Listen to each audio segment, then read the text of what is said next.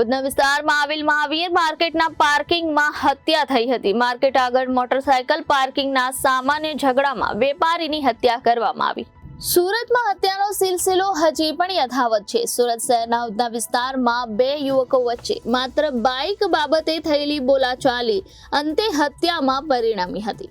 ઉધના વિસ્તારમાં સ્થિત મહાવીર કોમ્પ્લેક્સ પાસે આ ઘટના બની હતી, જેમાં સુભાષ નામનો વ્યક્તિ પોતાની બાઇક લઈને કોમ્પ્લેક્સમાં આવ્યો હતો, જ્યાં તેની નીરજ નામના શખ્સ સાથે બાઇક બાબતે કંઈક બોલાચાલી થઈ હતી।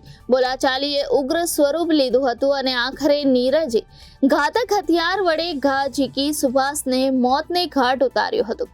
હત્યાની ઘટના સીસીટીવીમાં કેદ થવા પામી હતી।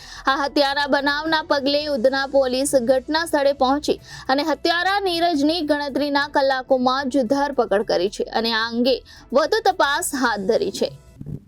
ગઈકાલે ઉધના પોલીસ સ્ટેશન વિસ્તારમાં મહાવીર કોમ્પ્લેક્સ પાસે એક હત્યાનો બનાવ બન્યો હતો। આ બનાવમાં જે ભોગ બનનાર છે એ ત્યાંના પોતાનો તે માર્કેટના વેપારી જ છે।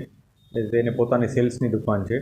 એ ત્યારે પોતે બાઇક લઈને જ્યારે પોતાના કોમ્પ્લેક્સમાં આવે છે ત્યારે જે આરોપી છે એના સાથે એની કોઈક પાર્કિંગ બાબતે બોલાચાલી થાય છે અને આ બોલાચાલી દરમિયાન જે આરોપી છે એ ભોગ બનનારને પોતાના પાસે રહેલું ચપ્પુ એ એક ઘા મારી અને એમને ઊંડો ઘા પહોંચાડે છે અને એ ઊંડા ઘાને કારણે ભોગ બનનારનું મૃત્યુ થાય છે।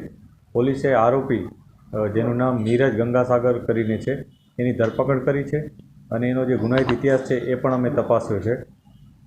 આરોપી અગાઉ ચોરીના ને એવા પ્રકારના ગુનાઓમાં સંડોવાયેલ હતો અને પોતે કોઈ નિશ્ચિત જગ્યાએ રહેતો નથી, એ ફરતો રહેતો હોય છે, ગમે ત્યાં સૂઈ જાય છે।